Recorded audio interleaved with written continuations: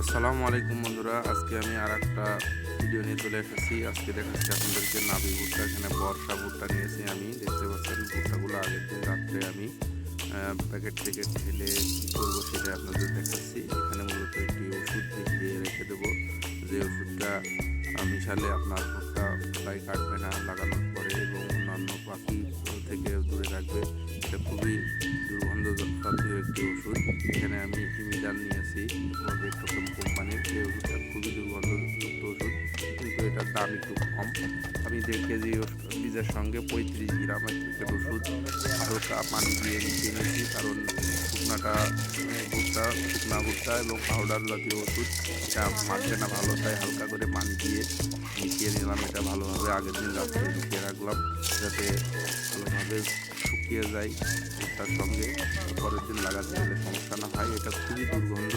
এই ওষুধটা দিলে কি হয় সেটাই আপনাদের সাথে আলোচনা করবো। এই ওষুধটা দিলে কোনো পাখি এই ভুট্টাটা তুলবে না দুর্গন্ধর কারণে। এই দিলে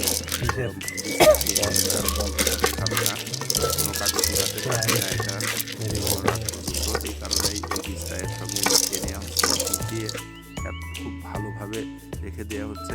পরের দিন সকালবেলা চলে এসেছি মাঠে, ভোরবেলা ফজরের নামাজ পড়েই চলে এসেছি। এখানে দেখতে পাচ্ছেন এটা রসুনের জমি, রসুন এবং পেঁয়াজ এখানে ছিল। পেঁয়াজ হালকা একটু তোলা বাদ আছে। এই পেঁয়াজগুলো এখন বর্তমানে আমরা তুলব। পেঁয়াজগুলো তোলার পরে এই যে দেখতে পাচ্ছেন আগের দিন যেখানে পেঁয়াজগুলো তুলেছি সেখানে ভুট্টা লাগাবো, আর এই পেঁয়াজগুলো তুলে তারপরে এখানেও ভুট্টাগুলো লাগাবো। তো ওই পেঁয়াজগুলো তোলা শেষে সার টানছি আমি, দেখতে পাচ্ছেন এটা লাঙল দিয়ে সার টানা হয়। তো সার টানছি, আর এদিকে একটু গভীর করে টানা হচ্ছে রসুনের মাঝখান দিয়ে, যেহেতু রসুন 20 ইঞ্চি 22 ইঞ্চি পর লাগানো হয়েছিল, তার মাঝখান দিয়ে ভুট্টা লাগিয়ে দেওয়া হচ্ছে। আর দেখতে পাচ্ছেন ভুট্টাগুলো কত সুন্দর শুকিয়ে গেছে, একটু সাদা সাদা ভাব হয়েছে ভুট্টার গায়ে। ওরাও কোম্পানি থেকেও ওষুধ দেয়, ওই ওষুধে তেমন একটা কাজ হয় না। দেখতে পাচ্ছেন আনার ভাই এখানে 8-9 ইঞ্চি পর ভুট্টাগুলো লাগাচ্ছে, সুন্দরভাবে লাগিয়ে দিচ্ছে। মাঝখান দিয়ে যে রস আছে ইনশাল্লাহ এই রসেই বের হয়ে যাবে। এটা অনেক সময় যে দেখতে পাচ্ছেন যে দেখা যাচ্ছে, এটা আবার সুন্দরভাবে পা দিয়ে ঢেকে দেওয়া হবে। এই যে এইভাবে ঢেকে না দিলে বীজটা বেরোবে না, কারণ এখন প্রচণ্ড পরিমাণ রোদের সময় রসটা শুকিয়ে যাবে। এই কারণে এইভাবে সুন্দর করে ঢেকে দেওয়া হচ্ছে। যেহেতু জমিতে চাষ মারা হয়নি, পেঁয়াজের জমির যে চাষ, ওই চাষেই ভুট্টাটা লাগিয়ে দেওয়া হচ্ছে। আর 15-20 দিন পরে রসুনটা তুলে নেব, নিয়ে জমিটা সুন্দরভাবে নিড়ানি দিয়ে দেব। তো এইটা হচ্ছে প্রসেস। আমি বন্ধ করছিলাম আর সার টানছিলাম। তো আমি বলবো যারা ভুট্টার চাষ করেন, নাবি ভুট্টা এইভাবে লাগাতে পারেন। রসুন তুলে এই যে পেঁয়াজ তোলা শেষে এটা বোঝা বাঁধা হচ্ছে, কীভাবে আমরা বোঝা বেঁধে বাড়িতে নিই সেটা আপনাদের সঙ্গে শেয়ার করলাম। এইভাবে বাড়িতে নিয়ে যাওয়া হবে, বোঝা বেঁধে মাথায় করে এখানে করা হবে, ভুট্টা লাগানো হবে।